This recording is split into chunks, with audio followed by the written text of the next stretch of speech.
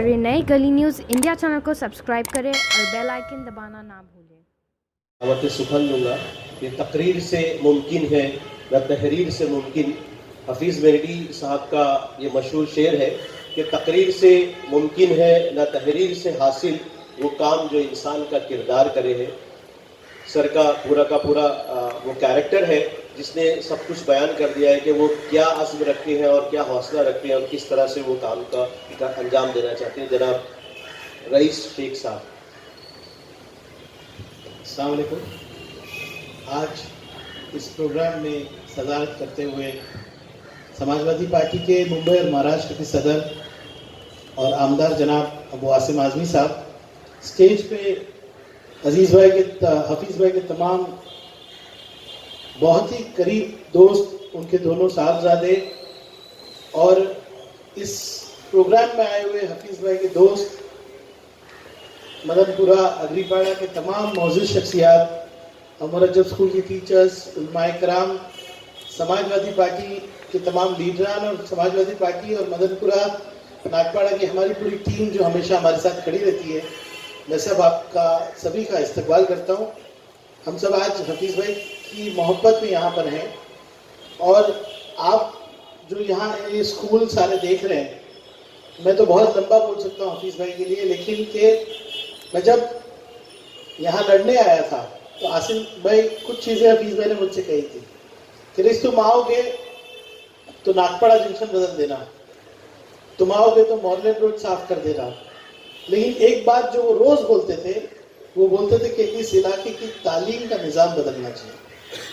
और वो तालीम का निज़ाम इसलिए बदलना चाहिए कि तालीम इतनी महंगी हो रही है कि गरीब आदमी तालीम में पीछे होते जा रहा है। और ये महंगी तालीम और ये सिस्टम एक ऐसा समाज बनाएगा जिसमें दो तरह के लोग होंगे, तालीम से महरूम गुर्बत की तरफ, और एक जिनके पास पैसा है वो तालीम याफ्ता होते जाएंगे। मुझे लगता है कि ये सबसे गलत बात हिंदुस्तान में ये है होगी कि हम तालीम से लोगों को महरूम रखें। फिर उस वक्त अल्लाह ने हम लोगों को कामयाबी दी, हफीज़ भाई हर कदम हमारे साथ थे, आसिम भाई के साथ हमेशा रहे। वो जीतने के बाद मैंने सबसे पहला फंड मांगा तो वो मैंने स्कूलों के लिए मांगा। आज 22 करोड़ रुपया रिपेयर में खर्चा हुआ है, लेकिन हमें बहुत वक्त लगा बनाने के लिए क्योंकि बहुत ईमानदारी से हम लोग बना रहे थे और बीच में कोविड भी आया। लेकिन सबसे पहला हमने स्कूल एक नया शुरू किया जिसका नाम है उमर अजब पब्लिक स्कूल। यहाँ पे उर्दू की भी तालीम लोग बच्चे ले रहे हैं और अंग्रेजी की भी तालीम ले रहे हैं। तो जब बात ये आई कि अब ये स्कूल बीएमसी का है, टीचर अच्छे नहीं होंगे, तो मैंने हफीज़ भाई से कहा कि मैं चाहता हूँ कि मेरी बच्ची जिस मयार की तालीम पा रही है उस मयार की तालीम हर शख्स की औलाद को मिले। ये एक बेंचमार्क हमने रखा। अब मैंने हफीज़ भाई से कहा कि हम लोगों को तो स्कूल चलाने आती नहीं, हफीज़ भाई के साथ तबरेज़ भाई जुड़ गए। मैंने कहा हम लोगों को स्कूल चलाने नहीं आती, तो मैंने एक प्रपोजल रखा कि हम लोग क्राइस्ट चर्च से बात करते हैं। मैंने कहा हमारा निज़ाम, हमारी तरबियत, हमारी ज़बान, ये सब रखते हुए क्राइस्ट चर्च से जो अच्छा ले सकते हैं। क्राइस्ट चर्च में गया, मैं हफीज़ भाई साथ में थे और क्राइस्ट चर्च ने उस वक्त ये पूरी स्कूल को अडॉप्ट करके इसका मयार बनाने का इरादा किया। आज सुजैन मैम हमारे साथ प्रिंसिपल भी है, इजबल की रिटायर्ड प्रिंसिपल है, one of the best principal है, जो उमर अजब की प्रिंसिपल है, साथ में हमारे बीएमसी के प्रिंसिपल भी है जी, सभी लोग हैं, टीचर्स हैं। तो ये बात आई कि अखराजात बहुत आने वाले हैं। उस वक्त हफीज़ भाई और तबरेज़ भाई ने इसमें ताउन किया और आज 708 बच्चे इस स्कूल में पढ़ते हैं। मैं नाम नहीं लूँगा, लेकिन मिनिस्टर्स की भी खत आते हैं आसिम भाई कि ये स्कूल में एडमिशन चाहिए। बहुत लंबी कतार लगी, हमारे पास सीट नहीं है। मतलब सुबह 7 बजे से माँ बाप खड़े रहते हैं। अभी जब स्कूल ओपन होने लगी तो माँ बाप और बच्चे आने लगे कि हमको एडमिशन चाहिए। अब हमने फैसला किया है कि इंशाअल्लाह ताला अल्लाह ने चाहा तो इस हफ्ते में यहाँ भी पत्थर वाली स्कूल में एक नई एमपीएस शुरू होगी। कम है, नर्सरी से फर्स्ट स्टैंडर्ड तक है, तो ये हमारी 2 इदारे हो जाएंगे। अल्हम्दुलिल्लाह कई बच्चे यहाँ पढ़ेंगे। लेकिन मैंने एक प्रोग्राम बनाया है।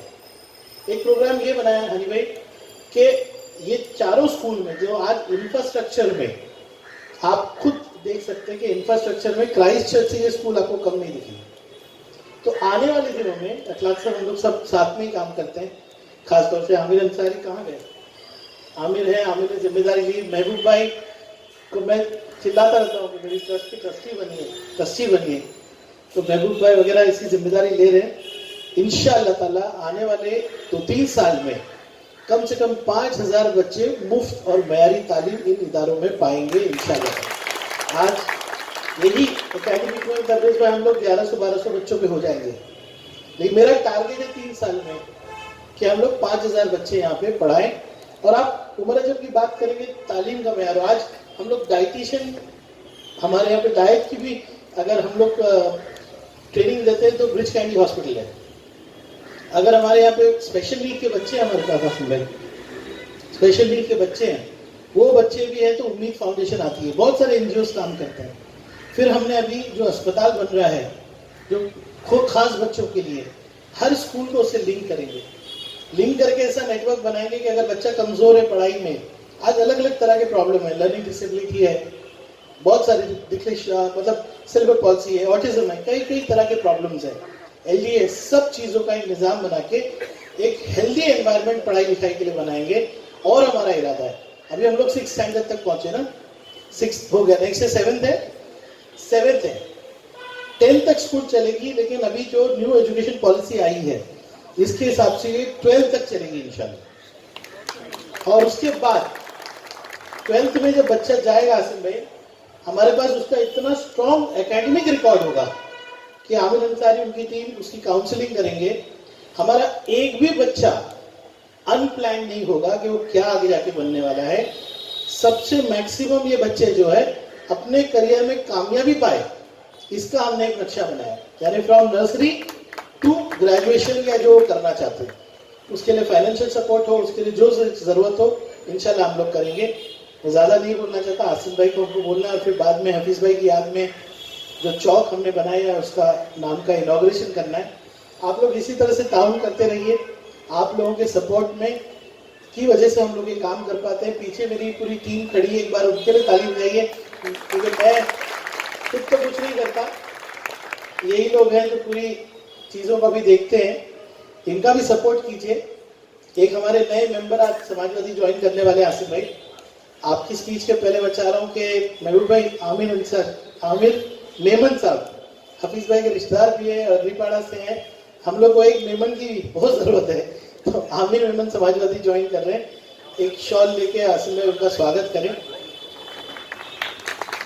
से तला का भी समाजवादी पार्टी में स्वागत की स्पीच है आसिम भाई को, मैं एक बार जोरदार तालियों से बोलूंगा कि आप आसिम भाई को प्लीज वेलकम करें आमिर भाई। और उसके साथ मैं माइक सर के हवाले करूंगा कि सर जब स्पीच करते हैं तो वाकई जज्बात जो है हमारे उमड़ जाते हैं और हम सब जो है यकसुई के साथ जो है सर की बातें सुनते हैं कि राहत इंदौरी ने कहा था कि तूफानों से आंख मिलाओ, सैलाबों पर वार करो, तूफानों से आंख मिलाओ, सैलाबों पर वार करो, मल्लाहों का चक्कर छोड़ो, तैर के दरिया पार करो। जनाब अबू आसिम आजमी साहब।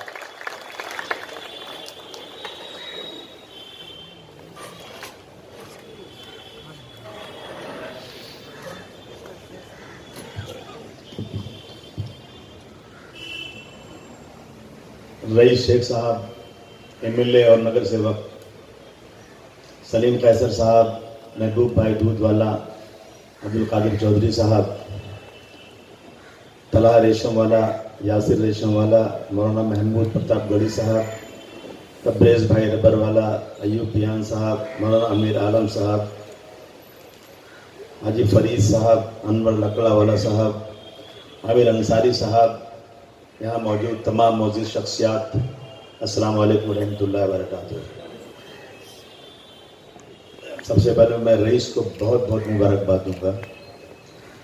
देखिए, काम करने का सलीका चाहिए, पैसे से काम नहीं होता, सलीके से काम होता है।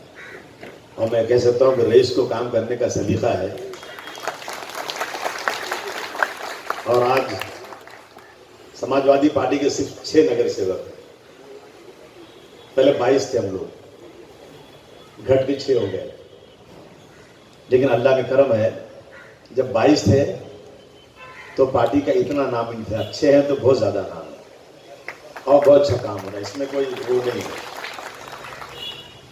बस मैं जब रईस यहाँ लड़ने इलेक्शन आए, इस इलाके को बनाया, लेकिन अब चंद दिन बाकी रह गया इनका नगर सेवक का टर्म और वो खत्म होने वाला है। अब ये नगर सेवक नहीं रह सकते, सिर्फ एमएलए रहेंगे। अब हम लोगों को ये कोशिश करना है कि यहाँ जो शख्स आए उसको सब लोग सपोर्ट करें और ऐसा शख्स हो जो कोऑर्डिनेशन करे हम लोगों सबसे। क्या होता है ना, चुन के आने के बाद कुछ लोग ऐसे होते हैं जिनका दिमाग ही खराब हो जाता है। जब हमने पार्टी शुरू किया था, जो लोग चुन के आए थे, अगर वो लोग कायदे से साथ में रहे होते तो मैं समझता हूं आज मुंबई के अंदर हमारी कम्युनिटी की एक शान होती और किसी की मजाल नहीं थी हम लोग के साथ कोई जुल्म जाती करते थे। लेकिन लोग क्या है, पॉलिटिक्स में आते हैं पैसे कमाने के लिए, नाम करने के लिए, और वफादारी नाम की चीज खत्म होती जा रही है। अब पॉलिटिक्स में जो लोग आते हैं उनको ये नहीं देखना है कि भाई मैं किस वसूल पे आया हूं, आइडियोलॉजी क्या है पार्टी की, कुछ नहीं, दरवाजा खुला है, यहाँ नहीं तो वहां, वहां नहीं तो वहां, वहां नहीं तो वहां। मैं सबसे पहले कहूंगा कि अच्छे लोगों को पॉलिटिक्स में आना चाहिए। दुनिया इसलिए बुरी नहीं है, दुनिया में बुरे लोग बहुत ज्यादा हैं, लेकिन दुनिया इसलिए बुरी है कि अच्छे लोग खामोश हैं। अच्छे लोगों को आगे आना जरूरी है अगर आप चाहते हैं कि इस मुल्क में अच्छी तरह से सियासत में लोग काम करें, इस मुल्क में तरक्की हो, हमारे लोग इज्जत आबरू की जिंदगी गुजारें, तो अच्छे लोगों की इस जगह पे आना चाहिए।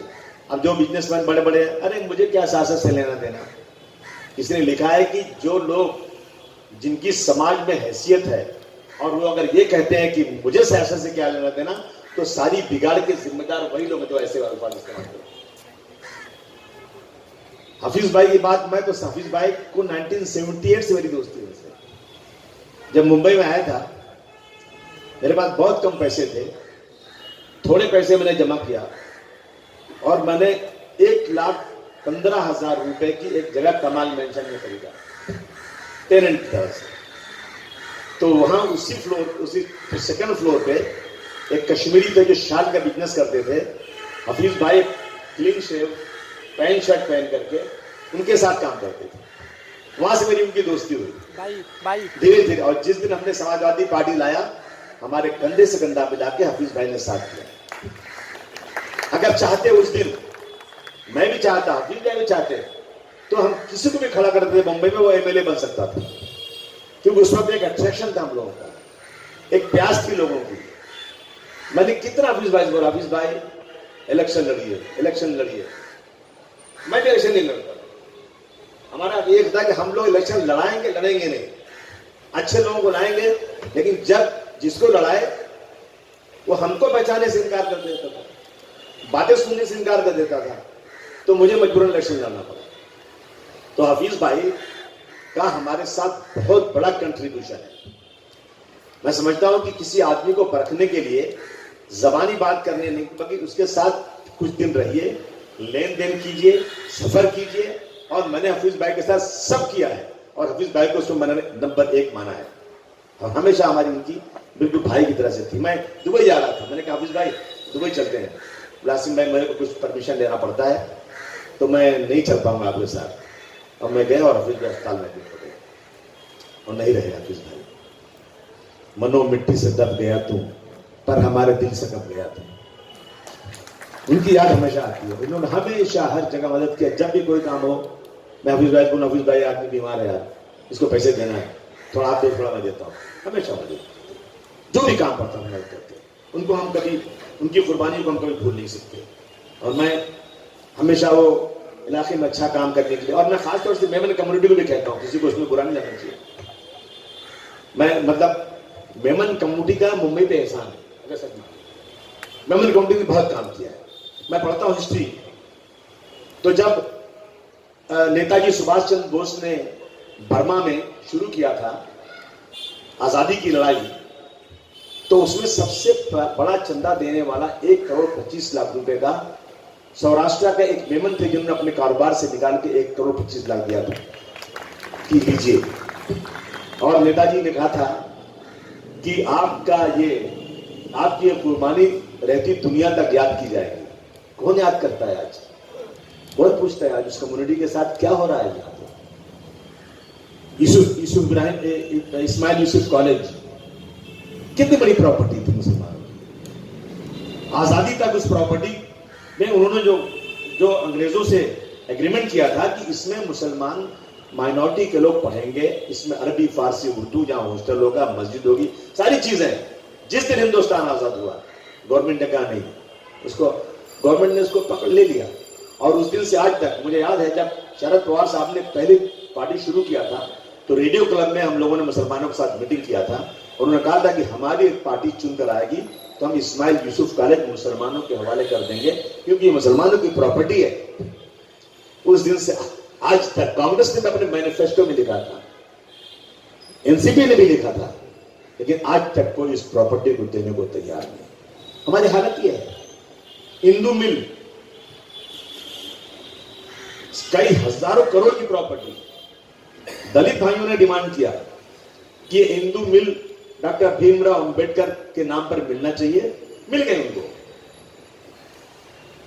लेकिन इस्माइल यूसुफ कॉलेज जो हमारे पुरखों की, कोई गवर्नमेंट की नहीं, हमारे पुरखों की के पैसे की प्रॉपर्टी, खरीदी हुई प्रॉपर्टी आज तक हम नहीं ले सके। हमारी हैसियत क्या है देश में?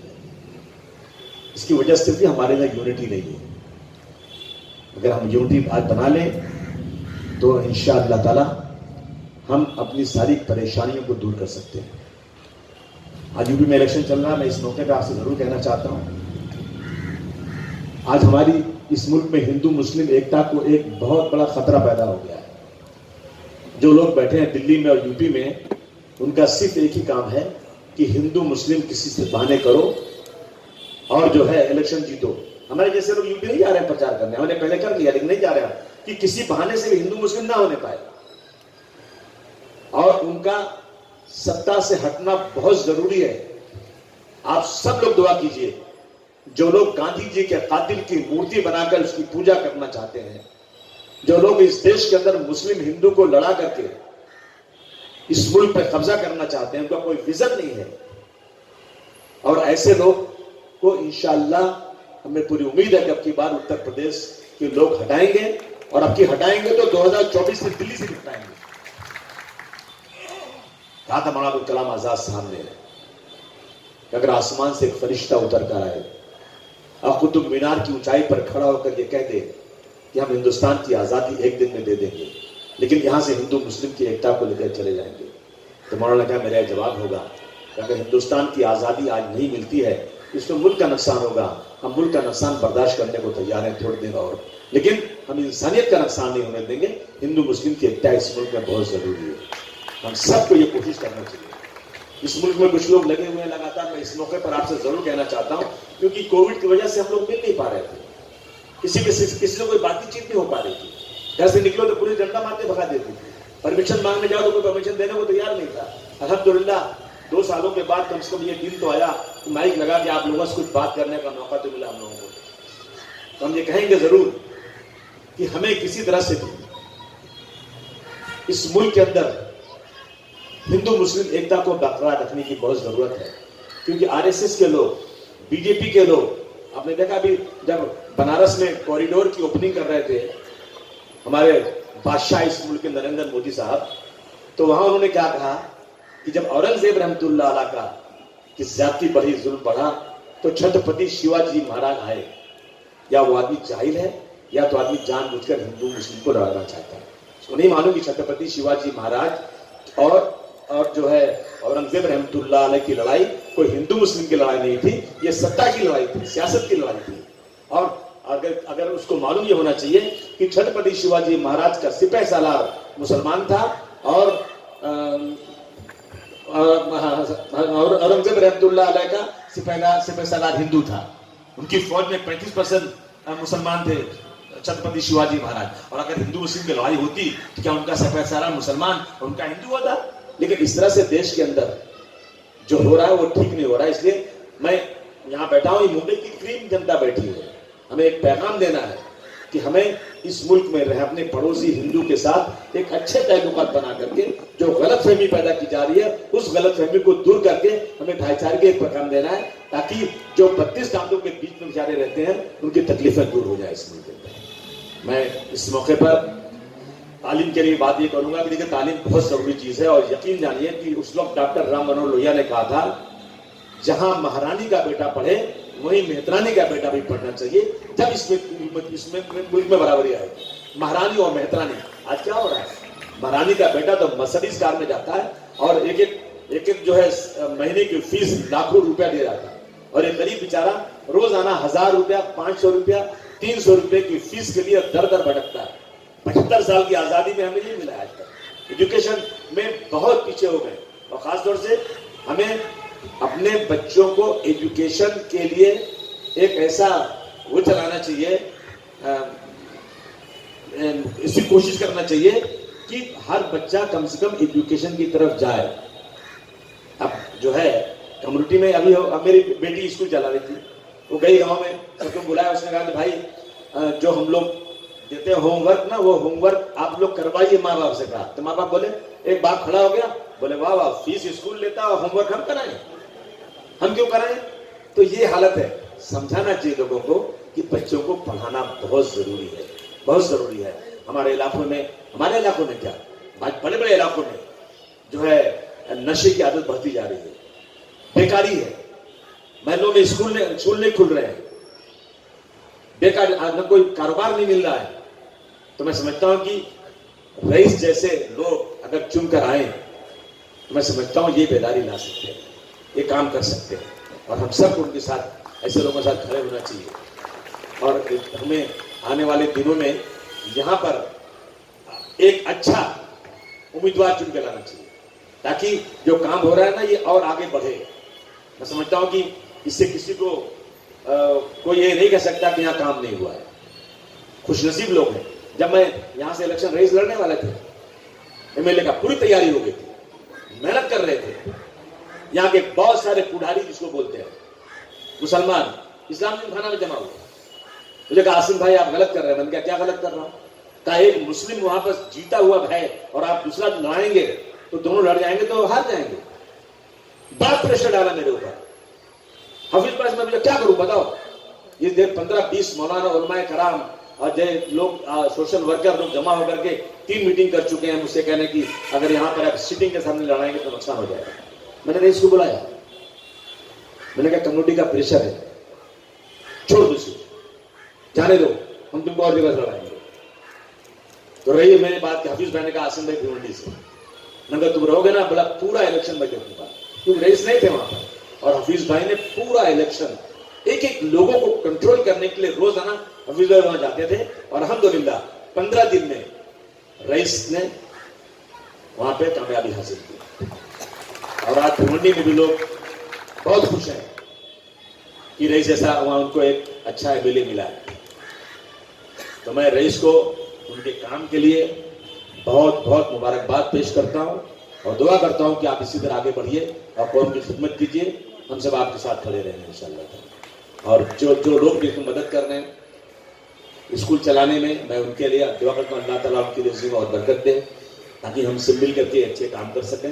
लेकिन आज एक ऐसा हो गया, रवाज हो गया है ना कि जो आदमी पॉलिटिक्स में है ना उसी ने पैसे मांगने लोग आते, कोई देने नहीं आता। कोई ये नहीं कहता कि तुम इलेक्शन लड़ने जा रहे मेरी तरफ से 500 रुपए ले लो, बल्कि सुबह से शाम तक खड़े रहते हैं। मेरी छत लगवा दो, मेरा शादी पैसे दे दो, नहीं दोगे ना तो आओगे इलेक्शन बताता हूं। मेरा घर खराब हो गया, घर बनवा दो। भाई हमसे आप सरकारी काम करवा दीजिए, हमारे फंड का सही इस्तेमाल करवा लीजिए। लेकिन हालत यह है ना कि सबको पैसे चाहिए, बुरा मत मानिए, पैसे चाहिए सबको। मदद करने कोई नहीं आता, बहुत कम लोग आते हैं। अब जैसे लोग आते होंगे यहाँ पे, लेकिन हम लोग, हमारे पास जो वो हो रहा है इसका तजर्बा जो है ना होती है। लेकिन अपने को बढ़ते जाना है, काम करना है, काम करना है। और इंशाअल्लाह ताला आपकी दुआएं रहेंगी, आपका साथ रहेगा, तो हम लोग इंशाअल्लाह ताला आपकी ताकत पर, आपके मोहब्बत से, आपकी दुआओं से इंशाअल्लाह ताला काम करेंगे। जहां भी गलती हो बताइए कि ये गलती कर रहे हैं आप, उसको सुधारेंगे। हम लड़ा रहे थे इलेक्शन यहाँ पर, तो लोगों ने कहा हमने हटाया। हमारा उम्मीदवार रईस यहाँ पर आधा इलेक्शन लड़ चुके थे, लेकिन हटाया ना हमने सबके प्रेशर पे, और अल्लाह करम है जो साहब यहाँ सिटिंग थे ना वो गायब हो गए। और अगर यहाँ हम रईस को गिराते तो ये इलाका अच्छा इलाका बन जाता, लेकिन क्या करेंगे, ठीक है मजबूरी थी, हम उनको ले जाना पड़ा वहां पे। तो मैं फिर एक बार आप सबको बहुत बहुत मुबारकबाद पेश करता हूं। अब आप सबसे ताकत मांगता हूं, ताकत दीजिए, आप लोग पीछे खड़े रहिए, हमारे साथ खड़े रहिए, जहां हमारी गलतियों बताइए, हम आपको यकीन दिलाते हैं हम जानबूझकर कोई ऐसी गलती कभी नहीं करेंगे जो हमारे समाज को, हमारे मुल्क को, हमारी मिल्लत के लिए नुकसान दे। हो सकता है हमें हमारा कोई शोर नहीं रहा हो सकता है हम कोई बात समझ नहीं पाए हो, बताइए हमको, बुलाइए हमको, लेकिन साथ दीजिए और एक ताकत बम्बई में पैदा करने की ताकत दीजिए। इंशाअल्लाह ताला हम आपको यकीन दिलाते हैं कभी हमसे, हमारी पार्टी से कौन को नुकसान नहीं होगा, इस बात के गारंटी देता हूँ। बहुत बहुत शुक्रिया, दुआ करता हूँ अल्लाह ताला। हाफिज भाई ने माशाअल्लाह अपने बच्चों को तो बड़ी अच्छी तालीम दिया है, हाफिज कुरान है, सब सिखाते हैं, वो अपनी तरावी पढ़ाते हैं। मैं दुआ करता हूँ अल्लाह ताला उन सबको जिंदगी में तरक्की दे, हाफिज भाई के पूरे फैमिली को अल्लाह ताला उसका सवाब हाथ दे, उसका अजर दे, और हाफिज भाई को अल्लाह ताला करवट करो जंतुर से दोस्त आला मकाम दे। हमें लगता है नहीं हाफिज भाई नहीं, अभी आ जाएंगे हाफिज भाई। हमें याद है हम नेताजी बुलाए थे एक बार मुलायम सिंह को, हाफिज भाई ने हमको बुलाया यहाँ पर ये रोड पे, और वहाँ हुक्का चल रहा था, तो मालिये पे चल रहा था, तो नेताजी बोले हम चलते हैं मालिये, चलते हैं। मालिये चढ़ा मुलायम सिंह यादव को, फिर उनको हुक्का भी पिलाया और उसका कहवा भी पिलाया। फिर उन्होंने कहा कि अब वासिफ फोटो मुझे दे देना वाला हुक्का वाला। हाफिज भाई बहुत अच्छे आदमी थे, कोई शक नहीं। मुझे बहुत अफसोस है मेरा एक साथी चला गया जो मुझे हर तरह से मदद करता था, पैसे की मदद करता था, साथ की मदद करता था, रोज भिवंडी जाना, रोज भिवंडी से आना, इतना बड़ा कारोबार कि कौन सा काम नहीं करते थे, दुनिया का कारोबार और सबसे अच्छा काम। तबरेज भाई ने, हाफिज भाई ने मिलकर जो बिल्डिंग बनाया उसके नीचे मदरसा बना दिया बच्चों को। आप लोगों ने अपनी जन्नत खरीद दी, अल्लाह ताला उसे कबूल करे इंशाअल्लाह। ये बात, इसके लिए मैं बहुत शुक्रगुजार हूँ आप लोगों का, हाफिज भाई का, इनका कि यहाँ पे देखिए पहले हम लोग जब छोटे छोटे थे ना तो वही बच्चा जाता था हाफिजा करने के लिए जो घर में सबसे कमजोर होता था, जिसके पास पैसे नहीं होते थे। अगर घर में 2 बच्चे हैं, एक बच्चा पढ़ने में अच्छा है ना तो बोले उसको इंग्लिश पढ़ा दो, वही बच्चा कमजोर है या पैसे वाला नहीं है तो बोले उसको हाफिजा करवा दो, तो बेचारा हाफिजा कराने जाता था। वही आकर बेचारा इमाम बनता था, तो बेचारा गुर्बत से निकल कर आया था। लेकिन आज माशाअल्लाह बड़े बड़े घरों में बच्चे, हाफिज भाई के बच्चे, इस तरह के लोग जो बड़े बिजनेसमैन हैं, मल्टी मिलियनर हैं, उनके बच्चे भी अल्हम्दुलिल्लाह हाफिजा कर रहे हैं, कुरान पढ़ रहे हैं और अच्छी तरह से इसकी तशरीह कर रहे हैं। मैं जिसके लिए जो लोग ये काम कर रहे हैं, अपने दूध वाला क्या नाम उनका है, रफीक भाई माशाल्लाह अच्छा काम कर रहे हैं, स्कूल चला रहे हैं। मैं इन सब के लिए जो लोग काम कर रहे हैं ना, दिल की गहराइयों से अल्लाह ताला के आगे हाथ उठाकर दुआ करता हूँ, अल्लाह ताला इनको दीन दुनिया में दोनों में तरक्की दे, ताकि मेरी दबी हुई कौम अल्लाह ताला ऊपर आ जाए और ये भी दुनिया में कुछ अपना दीन और दुनिया में कुछ हिस्सा हासिल कर ले। इन्हीं के साथ मैं आपका बहुत बहुत शुक्रिया अदा करता हूँ। खुदा हाफिज। जो सोशल काम किया है, उन्होंने अपनी फैमिली को सोशल काम में हमेशा लगाए रखा है और फैमिली के टाइम को मद्देनजर रखते हुए पूरी कौम के लिए, सारी इंसानियत के लिए उन्होंने जितना हो सका उन्होंने ये काम किया। और जितने काम करते गए उन सब में जो सबसे ज़्यादा साथ देने वाले, जो बरसों से हमने अबू आसिम अज़मी अंकल का हमने नाम सुना, उसके बाद रईस अंकल का नाम सुना, और उसी के साथ में जो बरसों से जो काम करते आ रहे हैं, जो डैडी का पूरा बचपन का जो ग्रुप है, हनी अंकल है, इकबाल अंकल है, तबरेज अंकल है, और इसी तरीके से बहुत सारों का नाम लूँगा, बहुत सारों का तो वक्त पूरा हो जाएगा। लेकिन मेरे भाई दोस्तों बुजुर्गों, ये जो काम अब्बा ने किया है, हम दुआ करें ये सब काम, ये काम का जज्बा जो है ना हम सब में आ जाए। ये बड़ों ने जो काम करके चले गए, ये बड़ों ने जो काम करके चले गए, आज हम उसकी रॉयल्टी ले रहे हैं। आज कुछ हम उसमें बड़ा कर नहीं पा रहे हैं और हमको ये अज़ाइम करना है कि अब जो है हम इस खिदमत को जो है आगे बढ़े। ये वो लोग हैं जो उम्मत का दर्द अपने आप पे लेते हुए रातों की नींद को खराब करते हुए, अपने आप को कुर्बान करते हुए जो है इस उम्मत के लिए काम किया, इस इंसानियत के लिए काम किया। मेरे को ज्यादा बोलने तो नहीं आता, लेकिन अब्बा ने जो है हमारे लिए बहुत कुछ किया, और अब्बा के जाने के बाद असल इस कीमत का पता चला। हम जहां जहां जाते हैं, कई मर्तबा कई लोग बोलते हैं कि कुछ दिन पहले, 2 दिन पहले जो है हम अपने अब्बा के बारे में बात कर रहे थे। कितने भाई आके बोलते कि हम तुम्हारे अब्बा के बेटे थे, उन्होंने हमको बेटे जैसा पाला, उन्होंने हमारे बेटे जैसा ख्याल रखा, कुछ प्रॉब्लम्स आई तो उन्होंने हमारे बेटे जैसा प्रॉब्लम सॉल्व किया।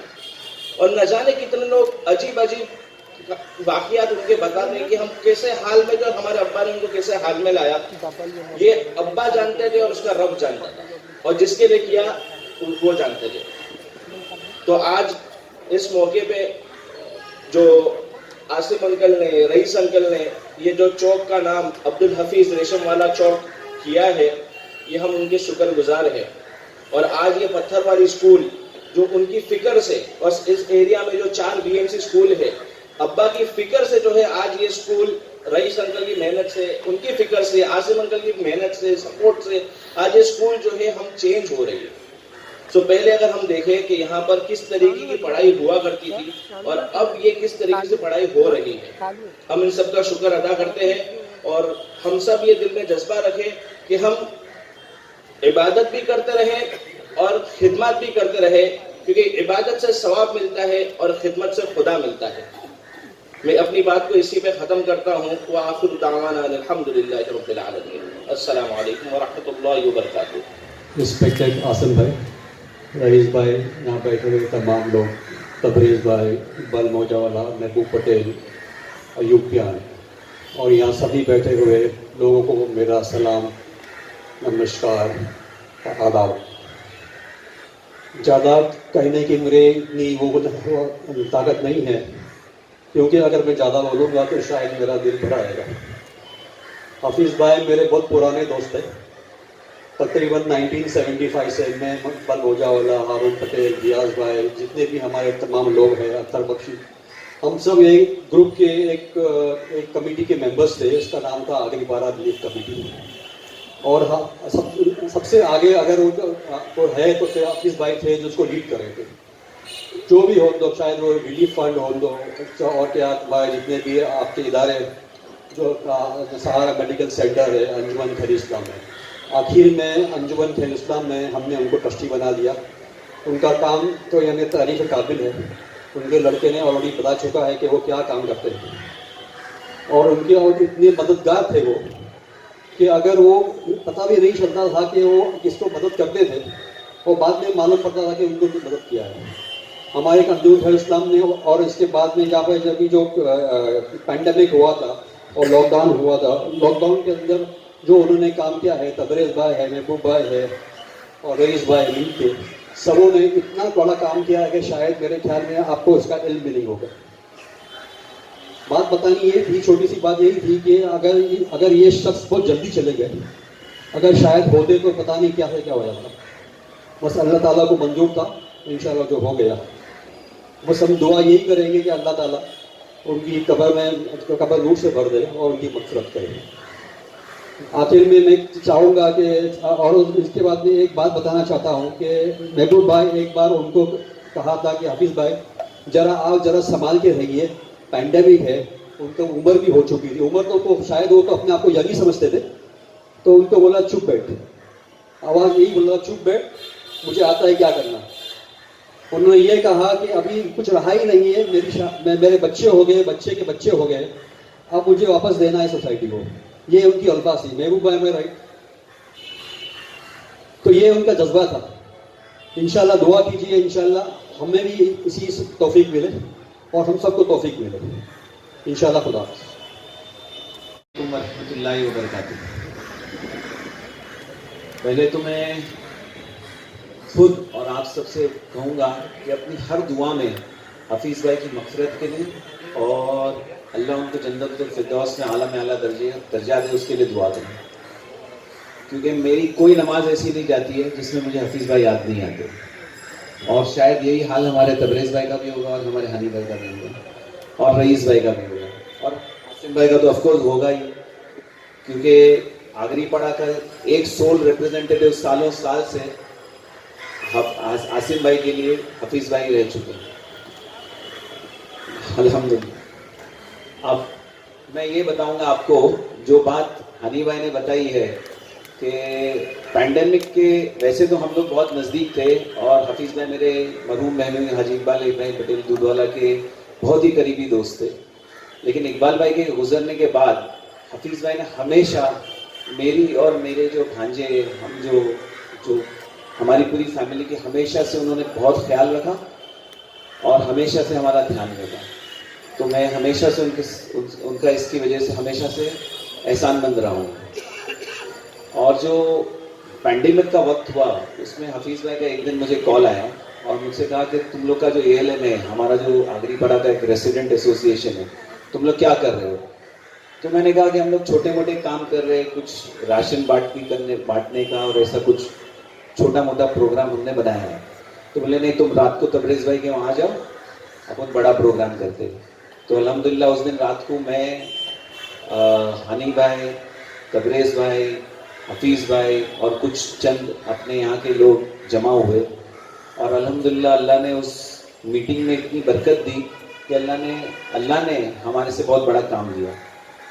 और इसका पूरा इनिशिएटिव अल्हम्दुलिल्लाह हफीज़ भाई ने लिए थे और हफीज़ भाई के दोनों बेटे, हम लोग सब, तबरेज़ भाई, हम लोग ने सब ने मिलके थैलियों में राशन भराए वहाँ पर। और अल्हम्दुलिल्लाह हम लोग को डर भी था पैंडेमिक का, डर भी था कोरोना का, लेकिन फिर भी हम लोग सब ने उसके अंदर जी जान लगा के मेहनत की, क्योंकि उस टाइम पे वर्कर भी नहीं मिलते थे, तो आपको अपने हाथ से खुद काम करना पड़ता था। तो हम लोग सब ने अपने हाथ से काम करके वो थैलियाँ भरी है और हमने वो बांटा है।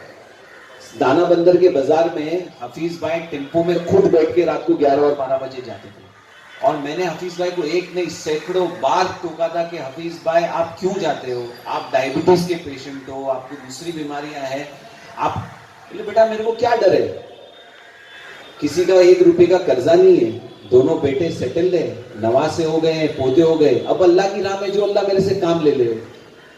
तो मैंने तलहा को यहाँ तक भी कहा कि तलहा अपने अब्बा को समझा। तो तलहा ने कहा अंकल आप समझा सकते हो तो समझाओ, मैं तो समझा ही नहीं सकता हूँ, मैं समझाऊंगा भी नहीं, क्योंकि मेरे अब्बा अच्छा काम कर रहे हैं अल्हम्दुलिल्लाह। तो ये उनका जज्बात था। और उसके बाद उनको, जब हम लोग ये बांट रहे थे तो हमारा महाबलेश्वर के अंदर एक यतीम खाना है, तो यतीम खाने के निस्बत से हमने सोचा कि वहाँ के यतीमों को भी राशन पहुँचना चाहिए, क्योंकि किसी के पास सबको तकलीफ थी और सबके पास राशन के मसले थे। तो हफीज़ भाई को एक दिन याद आया, हफीज़ भाई बोलते हैं यार महाबलेश्वर के अंदर जो घोड़े वाले हैं उनको तो राशन पहुंचता होगा, लेकिन जो घोड़े है, जो गाय है, जो बकरियां है, वो सब का फॉर्डर कौन देगा? तो ये आइडिया पूरा हफीज़ भाई को आया अल्हम्दुलिल्लाह कि वहाँ के जो जानवर है उनको, उन तक भी कुछ पहुंचना चाहिए।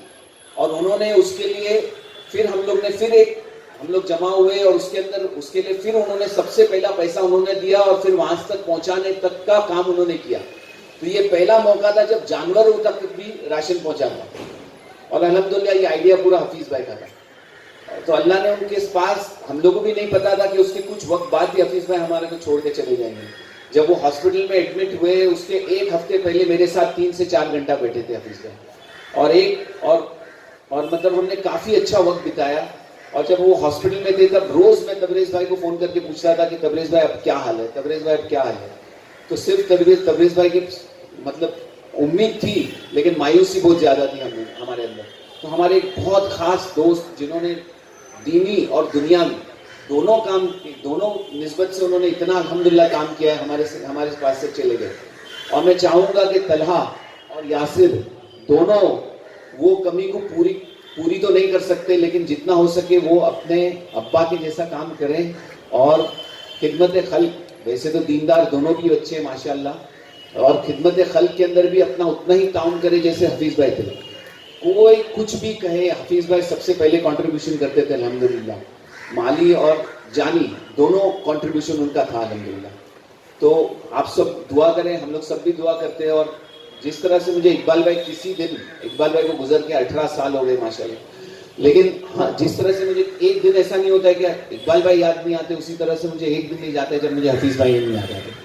तो आप लोग सब भी उनके लिए दुआ करें। और उन्होंने जो काम किया है, रईस भाई के कंधे से कंधे मिला के काम करते थे, और रईस भाई को तो एक दाहिना हाथ चले गया।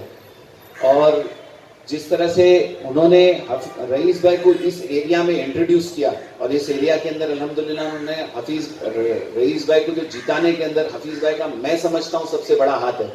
उसी तरह से अब मैं चाहूंगा कि रईस भाई के आप सब हाथ बने, और ये जो काम और ये जो सिलसिला रईस भाई ने चालू किया है इस एरिया के अंदर, इस काम मतलब मैं आपको एक बात बोलूंगा, मैं हफीज भाई की बात से हटके एक बात बोल रहा हूँ, माफ करना मुझे, लेकिन मुझे किसी ने जब बात किया कि रईस भाई ने यहाँ पर बहुत काम किया है लेकिन उनको इस इलाके अंदर वो खड़े नहीं होने वाले, कोई इलेक्शन में दूसरा खड़े होगा, मैं बोला बिल्कुल, लेकिन जो खड़े होगा वो हफीज भाई का ही रिप्रेजेंटेटिव होगा। तो मैं आप लोग से सिर्फ ये कहूंगा कि जो भी हफीज भाई ने यहाँ रईस भाई ने यहाँ काम किया हफीज भाई के साथ और हफीज भाई के बाद भी, और तो वो जो काम है वो हम सबको भूलना नहीं चाहिए, क्योंकि मैं नहीं समझता हूँ कि इंडिपेंडेंस से लेके आज तक कोई 5 साल के अंदर कॉर्पोरेटर ने ऐसा काम किया होगा जो अल्हम्दुलिल्लाह हफीज भाई ने हमारे को करके दिखाई। और अगर हमने इसको ना सहा और इस चीज को नहीं मानी तो हमसे बड़ा एहसान फरामोश कोई नहीं होगा। मैं 211 की बात कर रहा हूँ जो अभी 220 हो गया है, तो मैं चाहूंगा कि हफीज भाई जिस किसी भी खड़े करेंगे अल्हम्दुलिल्लाह अल्लाह चाहेगा कि हम लोग सब उसको सपोर्ट करें। ये मेरी चाहत है और ये मेरा ओपिनियन है, मैं किसी के ऊपर उसकी वो मत नहीं करता। हफीज भाई को अल्लाह जन्नत नसीब करे, उनकी बार बार मगफिरत करे और जन्नत फिरदौस में आला मिला दर्जा दिए, मेरी ये दुआ है। इसी के साथ मैं अपनी बात खत्म करता हूँ। अस्सलाम वालेकुम। वनुसल्ली अला रसूलिहिल करीम अम्मा बाद। अऊज़ु बिल्लाहि मिनश शैतानिर रजीम। बिस्मिल्लाहिर रहमानिर रहीम। मन यअमल अमलन सालिहन फलहु जज़ाअ। सदक़ल्लाहुल अज़ीम। क़ाल नबी सल्लल्लाहु अलैहि वसल्लम खैरुन नास मन यनफ़उन नास। अजीज इल्म से बढ़कर कोई वक़ार नहीं, अजीज इल्म से बढ़कर कोई वक़ार नहीं। ये वो चमन है जहां गुल ही गुल है, खार नहीं। बगैर इल्म के फकीरी है बादशाही भी, बगैर इल्म के फकीरी है बादशाही भी। जो हो इल्म तो फकीरी भी नंगोआर नहीं। बहार ये चमन में जो आई हुई है, बहार ये चमन में जो आई हुई है, ये सब सरगर्मियां इन्हीं की लाई हुई है। हजरात गिरामी, बहुत मुख्तसर लफ्जों में मैं अपनी बात आपके सामने रखना चाहता हूं। पहली बात तो यह है कि आज हमारे दिमाग दुनियावी और दीनी एतबार से तकसीम हो चुके हैं। हालांकि अगर दीन का खुलासा 2 लफ्जों में बयान किया जाए तो मैं कह सकता हूं कि दीन नाम है अल्लाह की इबादत, रसूल अकरम सल्लल्लाहु अलैहि वसल्लम की इताअत और खिदमत खल्क, मखलूक की इआनत और मदद। इन 3 चीजों को अगर आप मिला दें तो मुकम्मल दीन बन जाता है। आज हमने सोशल वर्किंग को या लोगों की खिदमत को या एजुकेशन और तालीमी सरगर्मियों को दीन से अलग और जुदा कर दिया है। हालांकि किसी कौम की तामीर और तरक्की में दीन का बहुत बड़ा हाथ होता है, इल्म का बहुत बड़ा हाथ होता है। इल्म की जो शम्मा रईस भाई ने यहाँ आने के बाद जलाई है, उसमें हम सबकी शिरकत अज हद जरूरी है। ये अमायदीन कौम यहाँ बैठे हैं, आप सभी हजरात माशाअल्लाह जिम्मेदार हजरात हैं।